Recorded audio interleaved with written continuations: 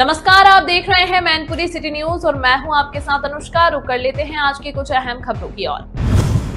पीड़ित ने कई बार थाने और अधिकारियों के चक्कर लगाए लेकिन कोई ठोस कार्रवाई नहीं हुई। लगातार परेशान होकर पीड़ित परिवार ने न्याय की उम्मीद में जिलाधिकारी से संपर्क किया। पीड़ित ने डीएम अंजनी कुमार सिंह को शिकायती पत्र सौंपकर न्याय की गुहार लगाई। जिलाधिकारी ने मामले को गंभीरता से लेते हुए जांच के निर्देश दिए हैं। डीएम ने दोषियों पर सख्त कार्रवाई का आश्वासन दिया है। प्रशासन का कहना है कि अवैध कब्जा करने वालों को किसी भी हाल में बख्शा नहीं जाएगा। पीड़ित ने कई बार थाने और अधिकारियों के चक्कर लगाए लेकिन कोई ठोस कार्रवाई नहीं हुई। लगातार परेशान होकर पीड़ित परिवार ने न्याय की उम्मीद में जिलाधिकारी से संपर्क किया। पीड़ित ने डीएम अंजनी कुमार सिंह को शिकायती पत्र सौंपकर न्याय की गुहार लगाई। जिलाधिकारी ने मामले को गंभीरता से लेते हुए जांच के निर्देश दिए हैं।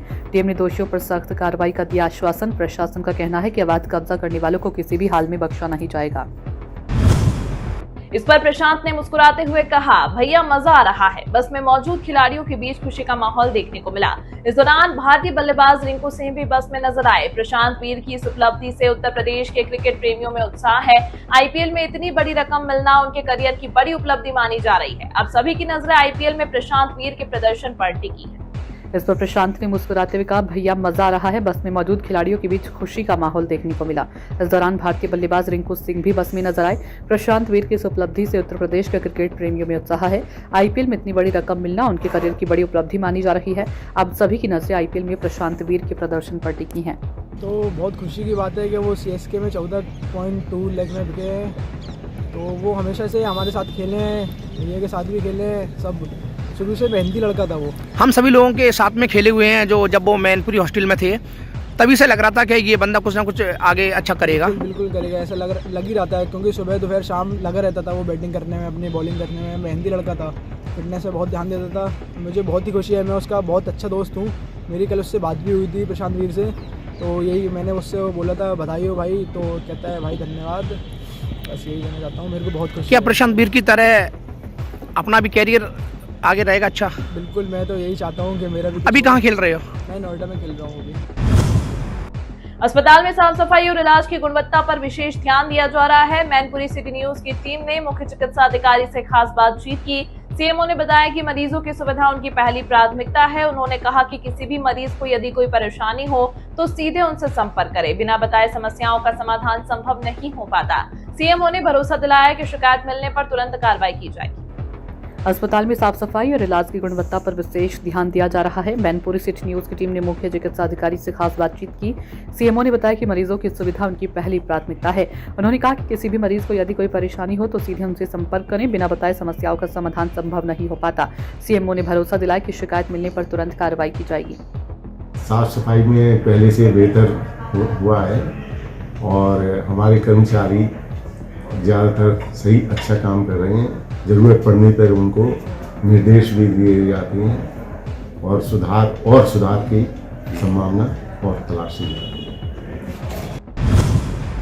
बच्चों के भीतर देशभक्ति की भावना को मजबूत किया जाता है। राष्ट्रगान और देशभक्ति गीतों के महत्व के बारे में बताया जाता है। प्रार्थना सभा में बच्चों में अनुशासन और एकता का भाव जागृत होता है। इससे बच्चों का मानसिक और नैतिक विकास होता है। सुदीति किड्स स्कूल बच्चों को जिम्मेदार और सुसंस्कृत नागरिक बनाने की दिशा में निरंतर प्रयासरत है।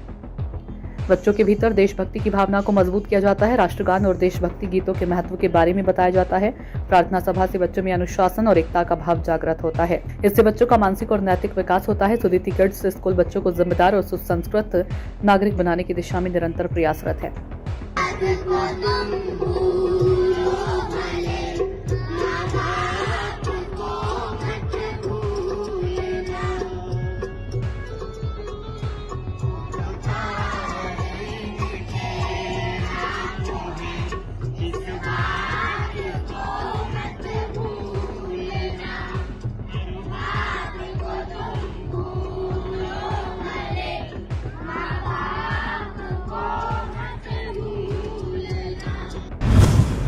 अभियान का उद्देश्य सड़क दुर्घटनाओं की रोकथाम रहा। चेकिंग के दौरान कुल 402 वाहनों का चालान किया गया। बिना हेलमेट व 3 सवारी में 70 चालान किए गए। अन्य धाराओं में 332 चालान काटे गए। अभियान में कुल 3,40,000 रुपए जुर्माना वसूला गया। साथ ही काली फिल्म के खिलाफ भी कार्रवाई की गई।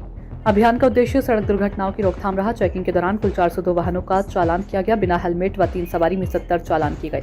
अन्य धाराओं में 332 चालान काटे गए। अभियान में कुल 3,40,000 रुपए जुर्माना वसूला गया। साथ ही काली फिल्म के खिलाफ भी कार्रवाई की गई। घटना से आक्रोशित होकर पीड़ित परिवार सड़क पर उतर आया। रविपाल ने परिजनों के साथ सिविल लाइन चौकी के बाहर सड़क जाम कर दी। पीड़ितों ने आरोपियों के खिलाफ सख्त कार्रवाई की मांग की। सूचना मिलते ही पुलिस बल मौके पर पहुंचा। पुलिस ने समझा बुझाकर जाम खुलवाया। पुलिस ने आरोपियों पर कड़ी कार्रवाई का आश्वासन देते हुए जांच शुरू कर दी है।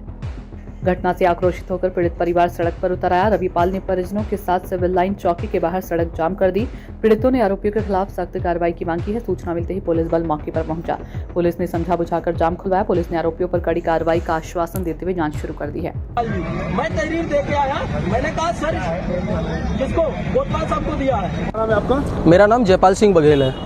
किस संस्थान के पदाधिकारी हैं आप? जी मैं पदाधिकारी नहीं है। कल रविपाल जी जो हमारे पाल बघेल धर्मेंद्र समाज के सहयोगी हैं, इनके साथ पुलिस कहती है कि ऐसा कुछ हुआ नहीं है। वो तो हमारे ऑफिस में सीसीटीवी कैमरे लगे हुए थे, उनके माध्यम से मैंने पेन ड्राइव को उनको दिया, तब बता रहे हैं कि नहीं इसमें तो मारपीट हुई है और इसमें 151 होगा। जब मैंने कहा सर हमारे जितने भी डॉक्यूमेंट हैं भैया के डॉक्यूमेंट ले गए हैं और उसके बाद जो पैसा ले गए हैं आप उसकी जांच करिएगा ना कि ऐसा हुआ या नहीं हुआ है।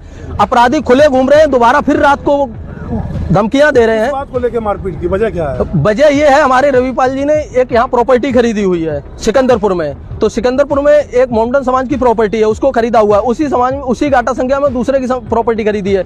अब उसमें अभी तक हमारा कोई विवाद नहीं चल रहा था। अब उसमें एक नए सौरभ राठौर जी है, उन्होंने उसी मोमडन समाज की 1 बीघा प्रॉपर्टी को एग्रीमेंट कर लिया है, जिसके बाद उन्होंने पूरी गुंडई की हमारी इनकी पूरी प्रॉपर्टी पे कब्जा कर रखा हुआ है। जबकि उनकी 1 बीघा प्रॉपर्टी, इनकी 6.5 बीघा प्रॉपर्टी है, इनका खड़ी फसल पूरी नष्ट कर दी गई है। अब ये बताइएगा कानून से भरोसा कैसे दिलाया जाए जब अज्ञात आदमी जाने के बाद 10-12 लोग जाते हैं, मारपीट करते हैं और पिस्टल डाल के बोलते हैं कि साले अगर तूने सौरभ राठौर के यहाँ समझौता नहीं किया तो तेरे को 3 दिन में मार देंगे। कौन लोग हैं जिन्होंने मारपीट की? क्या नाम है उनके? नाम बताएंगे भैया, क्या क्या नाम है? शिवम राठौर थे, चंदन चौहान, हमजा और राजा, एक मुट्टा बंजारा था। और फिरोजाबाद जिले के ग्राम गोच निवासी रज्जाक अली को अचानक पेट में दर्द हुआ। इलाज के लिए वह एक व्यक्ति के पास गया जो खुद को डॉक्टर बताता है। आरोपी की झोलाछाप डॉक्टर ने युवक को गलत इंजेक्शन लगा दिया। इंजेक्शन लगते ही युवक की हालत बिगड़ गई, मुंह से झाग आने लगा और पेशाब हो गई। परिजनों से तत्काल बेवर सरकारी अस्पताल ले गए, जहां डॉक्टरों ने मृत घोषित कर दिया। घटना के बाद झोलाछाप डॉक्टर मौके से फरार हो गया। अब पुलिस कार्रवाई में जुटी है। फिरोजाबाद जिले के ग्राम गोच निवासी रज्जाक अली को अचानक पेट में दर्द हुआ। इलाज के दौरान वह एक व्यक्ति के पास गया जो खुद को डॉक्टर बताता है। आरोप है कि झोलाछाप डॉक्टर ने युवक को गलत इंजेक्शन लगा दिया। इंजेक्शन लगते युवक की हालत बिगड़ गई, मुंह से झाग आने लगा और सरकारी अस्पताल लेकर गए, जहां डॉक्टरों ने मृत घोषित कर दिया। घटना के बाद झोलाछाप डॉक्टर मौके से फरार हो गया। पुलिस कार्रवाई में जुटी है। कोहरे के चलते वाहनों की आवाजाही में काफी परेशानी हो रही है। जैसे जैसे दिसंबर का महीना समाप्ति की ओर है, ठंड और बढ़ती जा रही है। इस बार सर्दी के साथ कोहरा भी ज्यादा पड़ने की संभावना जताई जा रही है। लोगों को सलाह दी जा रही है कि शाम 8 बजे तक ही यात्रा पूरी कर लें। वाहन चलाते समय गति कम रखें और पूरी सावधानी बरतें। कोहरे के चलते वाहनों की आवाजाही में काफी परेशानी हो रही है। जैसे जैसे दिसंबर का महीना समाप्ति की ओर है, ठंड लगातार बढ़ती जा रही है। इस बार सर्दी के साथ कोहरा भी ज्यादा पड़ने की संभावना जताई जा रही है। लोगों को सलाह दी जा रही है कि शाम 8 बजे तक ही यात्रा पूरी कर लें। वाहन चलाते समय गति कम रखें और पूरी सावधानी बरतें। पीड़ित महिला ने आज मैनपुरी एसपी को शिकायती पत्र सौंपा। महिला ने बताया कि गांव के ही दबंग लोग गंदी गंदी गालियां देते हैं। पानी भरने जाने पर डराने धमकाने का आरोप लगाया गया। पीड़ित महिला ने न्याय की गुहार लगाई। मैनपुरी एसपी ने मामले के शीघ्र निस्तारण का आश्वासन दिया है। महिला ने कहा कि उसे प्रशासन से निष्पक्ष न्याय की उम्मीद है। पीड़ित महिला ने आज मैनपुरी एसपी को शिकायती पत्र सौंपा। महिला ने बताया कि गांव के दबंग लोग गंदी गंदी गालियां देते हैं। पानी भर जाने पर डराने धमकाने का आरोप लगाया। पीड़ित महिला ने न्याय की गुहार लगाई है। मैनपुरी एसपी ने मामले के शीघ्र निस्तारण का आश्वासन दिया। महिला ने कहा कि उसे प्रशासन से निष्पक्ष न्याय की उम्मीद है। ये कहाँ से आए हैं? खटीकपुर से। क्या मामला है? समर थी साजेगी तो इन्होंने मुझे पानी नहीं भरने दिया। हम दूसरे घर से पानी भरते हैं, नल पे पानी भरने जाते हैं, अवैध शब्द बोलकर गाली गलौज ये करते हैं। जब हम कुछ बोलते हैं तो ये मारपीट करते हैं। कौन कौन लोग मारपीट करते हैं?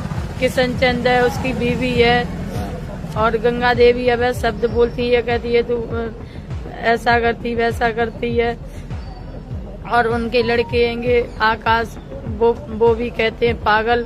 उन्होंने हमारे पति हमारे नोएडा रहते हैं। और जेठ हैंगे, उन्होंने तो एक बार खंता चला दिया था, हमारी गर्दन पर रख दिया था। हम फिर भी ये सब सहते हैंगे। थाने में शिकायत की? थाने में की थी हमने, चौकी भी पर भी गए, कोई सुनवाई नहीं होती हमारी। हम यहाँ पर भी उस दिन आए थे, यहाँ दे गई, वो जानकारी को लेकर आज हमें मारपीट की है। क्या चाहती हैं अभी आप? हमें न्याय देना चाहिए। हमें ना ये हमें हाथ उठाएं, ना हम इनसे बोले, ना ये हमसे कोई लोग बोले।